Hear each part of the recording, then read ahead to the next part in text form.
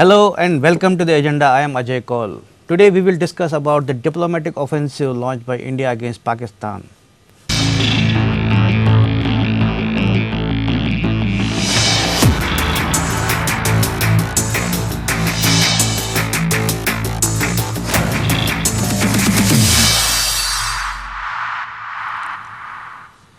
India is taking to the next level the issue of terror attack which was aborted in Nagrota in Jammu and Kashmir a few days back. Armed with enough evidence, India has started the exercise of showing to the world how Pakistan continues attempts to cause violence and bloodshed in this country. In this regard, Foreign Secretary Harshvardhan Shringla has briefed envoys of some countries including the permanent members of the UN Security Council.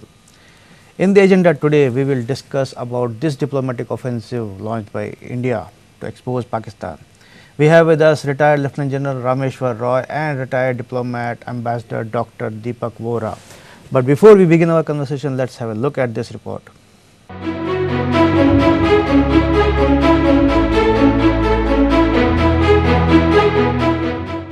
After a major terror attack was foiled by security forces by killing 4 Pakistani terrorists in Nagrota a few days back, the government has not left it at that but has launched an exercise to expose Pakistan's hand in it.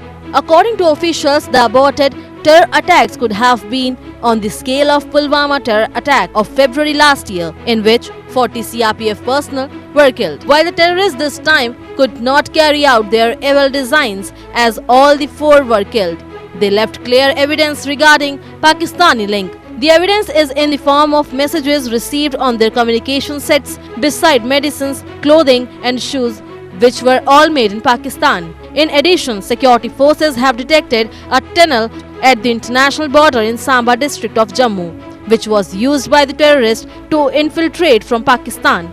Armed with these pieces of evidence, Foreign Secretary Harshvardhan Shringla has briefed a group of foreign envoys, including from the US, Russia and France, on the planned terror attack by Pakistan's based terrorist group Jaish-e-Mohammed.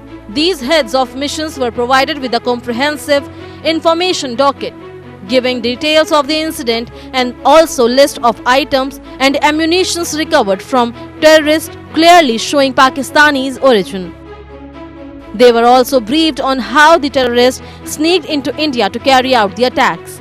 India has already lodged a strong protest with Pakistan over the failed terror attack and conveyed to it that India will take all necessary measures to safeguard its national security in the fight against terrorism. Meanwhile, the exercise of exposing Pakistan in the world is expected to continue in the coming days. Bureau Report.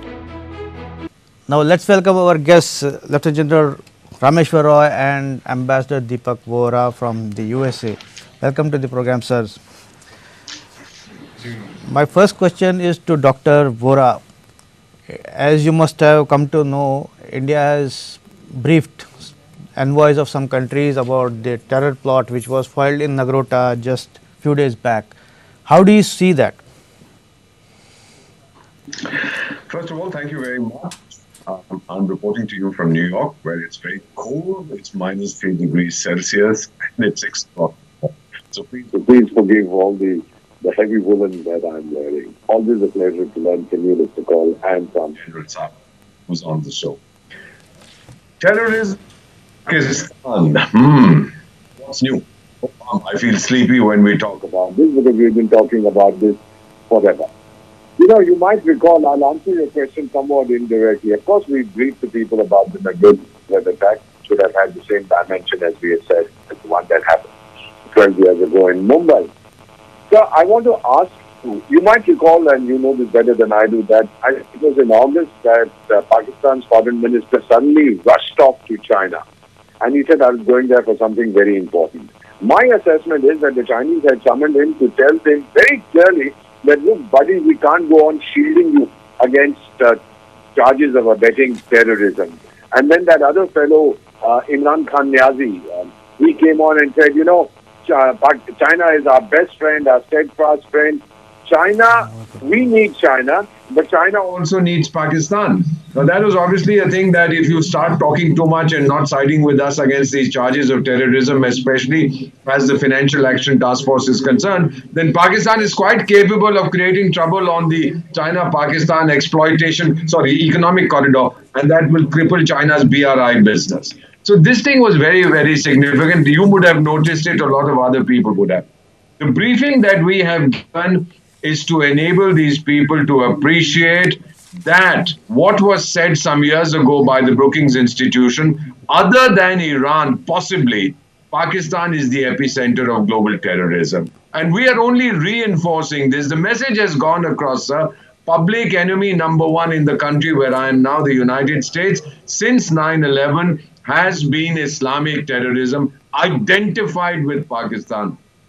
I have my own group of friends. We walk around in the mornings. I many times stopped somebody on the street and said, "Do you mind answering a question? I'll name two countries. Give me the first thing that comes to your mind." I say China, they say the virus. I say Pakistan, they say terrorism. What kind of stuff is this? So what more needs to be done for this non-country, this phantom state called Pakistan, to understand that it's not going to work? Okay, I'll turn to General Roy. I come back to you, but turn to General Roy. General Roy, as you heard about what Dr. Vora said about diplomatic initiative, but at the same time, we have been doing it earlier, as Dr. Vora mentioned it. After 2008 attacks in Mumbai, we did the same briefing to the world, but it doesn't go anywhere. So, how do you see, as a military man, is diplomatic offensive only the option, or military-wise we have some options? See, first of all, Ajay, I would like to tell. As far as the international bodies are concerned, be it United States of America, where we keep looking at it many times, and they are the ones who coined this term, global war on terrorism. So there was nothing very global that they started doing against it. And then we also have the United Nations on whose agenda this issue has never figured in, because they have yet to come to a definition of terrorism, Right. or who the terrorist is. So the point here is that India, no matter what we have been doing in the past or what line we have adopted now more proactively, and for years now India says that terror and talk cannot go together. So that is the reason why we absolutely have no talks with Pakistan on this issue of terrorism. Let me tell you very clearly that this is one war, or this is one kind of a issue on which India has to fight its own battle. We should not look at anybody else that somebody will do anything about it. It is we alone who have to fight Pakistan on this front called terrorism. And now, more and more that has come over the years, that as USA has been trying to get away from this center of as they called it, of FPAS, ever since they launched the 13 Afghanistan in the year 2002, once their own trade center was attacked. I would say that after that and today, the situation has changed drastically. Today, China has got much more interest and much more stake in Pakistan than what US ever had. And China is more aggressive and is more open in supporting Pakistan on the issue of terrorism. So that having been said, I would only like to mention one issue, that now is the time that India has to take direct action on all such activities of terrorists and the terrorism that Pakistan has been sponsoring across the borders for a long, long time. I would say right from the time that we got our independence, but more proactively over the last 3 decades. So let's not look at this issue as one of those things. There has to be a long-term strategy to be planned out and acted upon by India to stem this tide of terrorism, which is only likely to grow as the years go by because of China, who is using Pakistan as a proxy now and to create disturbances in our country, to hold our developmental plans and also to hold back us as far as the India's stand against China is concerned. So I would be very, very emphatic on this issue that India needs to take direct action, and what that direct action could be. It has many forms that it can take, which we can discuss subsequently. Diplomatic on that front would be one of the last options, because Pakistan always believes in a direct action that is called kinetic action. It has been doing that for years now by using the terrorists. We need to do a similar thing, but not using terrorists, because that is been never our state policy. So what we need to do is respond to Pakistan with a kinetic action as and when Pakistan tries to launch their terrorists into us, into our country, be it the valley, that is Kashmir, or the state of J&K or elsewhere in India. We need to straight away respond to this through kinetic action across the border, as we have not been doing that very strongly, because basically the core of the strategy has to be that we have to raise the cost for Pakistan as far as Beijing of its terrorist activities across the frontiers are concerned. We need to raise the cost to Pakistan, and that's the only way that I would see a way forward. Right, General Roy, that in fact that is what I was coming to. Like we have been, you talked about proxy war, which we have been facing for last 30 years or more. So it is kind of asymmetric war, where we are on the defensive, we are facing the problem, and Pakistan is getting away. They just have to send 4 terrorists and carry out some big operation, and then we react. So isn't it, as you mentioned about kinetic action, maybe proactive action and take the battle to the enemy turf, isn't it? That's General Roy. the point I would like to mention, that as far as, is it to me, Ajay? Yeah, Do I have General to Roy. answer? Yeah. Okay, what kinetic action when I talk of is that India has just about symbolically in the past went across and did what they called surgical strikes. So the word surgical is not completely a military word, but it was used to say that it had a very, very limited aims and objectives. Right. And there it repeated a similar kind of an aggression by carrying out Balakot. But let me tell you, it did not have the desired effect as far as the Pakistan actions were concerned, because those actions were also one of those actions, and more symbolic action to say that, look, if we continue to follow your path of destruction or path of creating trouble for India, this is what we are capable of. But my point is, we did not follow it up.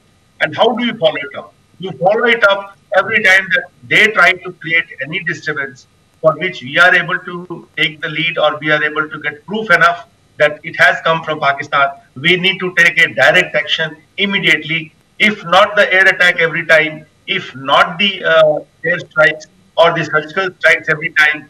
If nothing else, at least we have the capability to carry out what we call fire assaults. Fire assaults across the border, abrogate the ceasefire, and these fire assaults are going to create tremendous amount of damage to the Pakistan and maybe raise the cost. And if fire assaults do not work, then again, we need not send the air strike or air force, but then we need to carry out missile attacks on Pakistan. My point is that enough is enough, and lot has been happening in the past, but no direct action has been taken. Time and again, we try to look at the world bodies. I'm sorry, world bodies are not capable of fighting your war. We have to fight our own war. They have tried to create this asymmetric war. We can bring in the symmetry by carrying out a military action. Where is the problem? And what is holding us back? Symbolism will not do. And symbolism, we have seen in the past, has not succeeded. Therefore, now we have to take it to next level. More so that the China is backing them up now, and that China has created another front for us in Ladakh already, where we have got nearly 30,000 troops deployed in what we are calling a mirror deployment. Therefore, I do not see any end to this Pakistan engagement unless we try to raise the cost, and not only raise the cost, but raise the cost hugely, which can only kinetic action. Other issues like diplomatic, like economic, I don't think that's going to carry much weightage, because China is now trying to assume the so-called world power. Right, Ambassador Vora, you heard General Roy how he says that we have to raise the cost, and at the same time I would like to, since you mentioned about China, China had recently, in fact last few days back, China praised Pakistan for its, for countering, appreciating its counter terrorism campaign around the world. So China is still defending Pakistan. What do you say? I've listened to what the general had to say. I'm not going to disagree with him, except to point out that we resort to violence or to war when diplomacy does not succeed. Let me put it across to you like this, sir. What China is praising Pakistan for reminds me of the Hindi muhavara, ulta chor kotwal ko dante. That kind of nonsense is going on now, as far as China is concerned. Let me put it to you like this, sir. Do you want to take a look at foreign direct investment figures in Pakistan over the last 3 years? And they are zero. They are less than zero. People are pulling out their money. You know what the Saudis have done to Pakistan? They repay before time. But sir, if I let me complete this, okay, sir. Okay. They've gone running to China to beg for money. Pakistan is internationally isolated. It is considered internationally the epicenter of terror. Sir, you have a class of 100 kids. One kid you isolate. What is that kid's relevance? Is his nuisance value? Terrorism is Pakistan's nuisance value. It's its only claim to fame. You cannot expect that kid to change unless that kid is made impotent through various measures, which is what Indian diplomacy has succeeded so brilliantly in doing. Sir, you recall the Gulf, Mr. Kaul, you know this better than I do. Not too long ago, the Gulf was seen through two prisms. One was the Indian workers there, 10 million or whatever. The second was that the Gulf was the center of radical Islamic ideology. That has completely changed. Your foreign minister is going off to Bahrain, he's going to UAE. UAE has come out with new laws. You know, we call this Khaliji capitalism. They've said cohabitation. A man and a woman, foreigners who are not married, can live together. Alcohol has been decriminalized. Saudi Arabia is taking so many steps to liberalize its system, its legal system. All this is signs that the world is opening up. But while the world is moving ahead, Pakistan, as the general rightly said or implied, is regressing. And China is very happy to see it. Because if Pakistan gets isolated internationally, its only friend remains China. It has become a Chinese colony. So, General, it's not the time yet to go with guns blazing and blow up the Pakistanis. It is happening within Pakistan, sir. You are seeing the riots in Gilgit-Baltistan. You are seeing what is happening in Balochistan. Just wait for that country to implode. That time is coming, sir. But sir, I may point out here, you are right that Pakistan has been isolated. But we also know that Pakistan is a rogue country, but this rogue country is hurting India, is bleeding India through a low-cost war. It has to, as I just mentioned, it has to just send 4 terrorists, and they can create havoc here. And what are we paying back to them? Are we going to pay them back in the same coin so that they also feel the pinch? That is my question. Diplomacy is not going to serve that purpose. We have been doing diplomacy for years and decades. Diplomacy has enabled us, our very effective diplomacy has enabled us to expose to the world what Pakistan is. Economically, it's in shambles, sir. Please understand this. They have foreign exchange reserves for a week of imports. I mean, we have isolated, we are hurting badly because of the actions that we've taken. Please, it's not just going in with the army to clobber those guys. There are multiple options that we have, and we've utilized each one of them. Pakistan, sir, if I may interrupt, sir, if I may interrupt you, you know, sorry, I may interrupt you. You know sanctions, how sanctions apply. If some country is suffering economically, it is the common people who are suffering. Here we are talking about Pakistan military and ISI and the establishment. How will we hurt them? That is my question. But the same thing happens everywhere across the world, sir. You remember there was a character called Adolf Hitler. It was this common people in Germany suffering. They surrendered, as it happened. They surrendered their thinking power to the party, to the ISI in the case of Pakistan. At the end of it, what did Mr. Hitler achieve, sir? He devastated his country, destroyed a quarter of the world, went into his bunker, put a gun to his head and pulled the trigger. Can't Imran Khan understand it? What he's doing to the people of Pakistan? The people of Pakistan are sensible. It's happening now, sir. How do you hurt a government without the people? You can hurt the people without hurting the government. We are doing both, sir. The world is doing both. I wish this were understood. Pakistan is suffering badly for what it is doing. Okay, let me ask. Policy has to change. Okay, let me ask. Internal dissension. Okay, let me ask General Roy. General Roy, now we have a lot of evidence about Pakistan, this foil terror attack. So, since FATF meeting is just coming up, maybe in 3 months. So should India do more aggressive diplomacy to maybe get it blacklisted there? Well, let When we look at the action, The Financial Action Task Force, it is too much of a fraud going on actually, I mean, what kind of watch list is this? That situation is not changing and they are just doing certain cosmetic actions and that is being taken as if Pakistan is bending its way towards terrorism or their policy of terrorism. And Financial Action Task Force is almost, I would say, a body which is trying to play politics. In any case, we have not been having talks with Pakistan. So what kind of diplomacy is this? When you say that no terror, no talk. They say, all right, you don't want to talk to us, it doesn't matter. But as far as terror is concerned, that will continue. So what kind of a diplomatic space that are we getting by having this policy of no terror, no talk? That is the reason why I said that this is a country which could not care about its people. It has not cared about it even when Pakistan was getting tons of money for carrying out terrorism in Afghanistan against the Russians right from the time of, I would say, 80s. And then they took around 10 years when they were able to push back the Russians from Afghanistan. And that is what encouraged Pakistan to start a similar policy against India as far as the state of J&K is concerned. They presume that is they can push out the Russians from Afghanistan. They can do a similar action and push out Indians as well. Then the present dispensation, which has been there in power since 2014, they did carry out surgical strikes and the Balakot as a symbolism that, look, we can go to that extent if you do not stop this terrorist activities. But what happened thereafter? Nothing. They continue doing what they did. They have had the largest violations, the largest number of violations of ceasefire. This year, we have been having this ceasefire with them since 2003. And they have been breaking the ceasefire with impunity. If ceasefire is holding on, it's more because of our efforts than because of their efforts. So, but why did we go if I may, kind of a symbolism? Why did we not follow it up?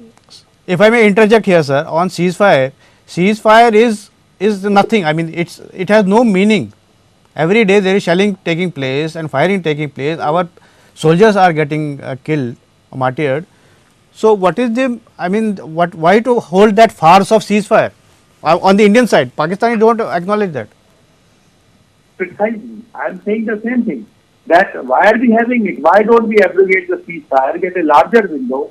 We raise the cost in terms of direct action, because if we had no such intention, then why did we carry out the symbolism of surgical strike and the Balakot air strike? We never followed it up, and I knew it at that time also. And lot of TV channels that I came on, I did say this thing, that unless we follow up these kind of strong actions, as is done by Israel or on Hamas and on Palestinians, I know there is a huge amount of asymmetry as far as the comparison between those two nations are concerned. The Palestine, which doesn't have a nation as such. But my point here is that we need to understand that unless we raise the cost, and the cost to Pakistan can be raised only in terms of direct kinetic action. Cost can be raised to Pakistan only when Pakistan army is seen to be untenable in Pakistan. Mr.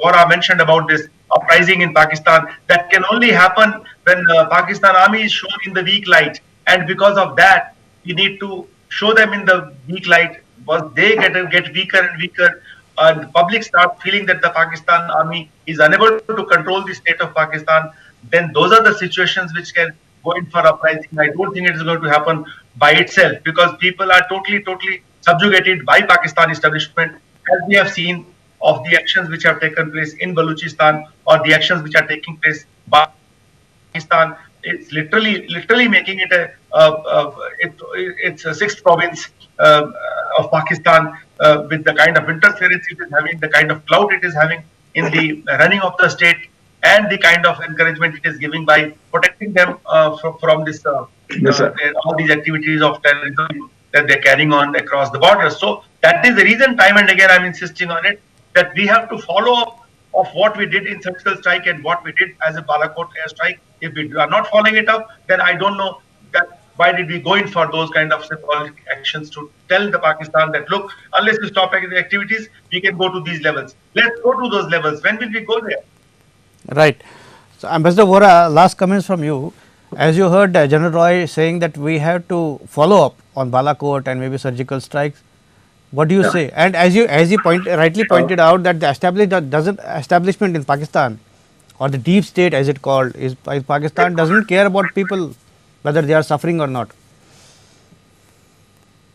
I cannot disagree with what he has said. It is outstanding seeing sons of India like him in our security forces that have prevented another Mumbai, and we thank you for that. We're very proud of our security forces.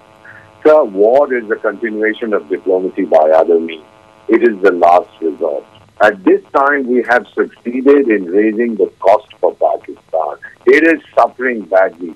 Economically, it is an international pariah diplomatically. I mean, they've lost it. They've completely lost the plot. We're just waiting for the implosion to come from within. And when it does, recall Bangladesh, sir, it was not India that marched in to create the problem. The problem was entrenching. It was inherent. It was an indigenous issue. We just went in because we couldn't take the burden of refugees, whatever. The fact is that Pakistan is imploding, sir. It is. Please have some patience, General Sir. You are a brilliant strategist. You're an outstanding son of India. Wait for Pakistan to collapse under its own contradictions. That is what diplomacy is all about. So we had to wait perhaps for Pakistan to collapse, but I don't know when that will happen. But till then, I guess we will keep bleeding. But thank you for both of you for participating in this debate. Our time is up. Thank you. This is all in the agenda today. Thanks for watching. I'll be back with another important topic tomorrow. Till then, goodbye.